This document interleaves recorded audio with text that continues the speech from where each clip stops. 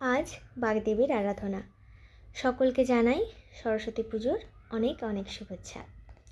আমাদের বাড়িতে বাগদেবীর আরাধনা হয়, কিন্তু বিভিন্ন কারণবশত 2-3 বছর যাওয়া হয়ে ওঠেনি। বাড়িতে সকাল থেকে মার পুজোর জোগাড় বেশ সময় কেটে যেত, কিন্তু এখানে পুজোর দিনটা কেমন যেন ফাঁকা ফাঁকা লাগে। কি আর করার, মাকে দূর থেকেই প্রণাম জানাই। প্রতি বছর সরস্বতী পুজোর দিন আসলে স্কুল জীবনের কথা ভীষণভাবে মনে পড়ে।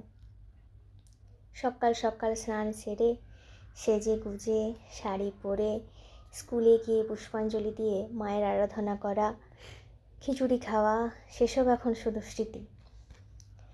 সরস্বতী পুজো মানেই খিচুড়ি খাওয়া।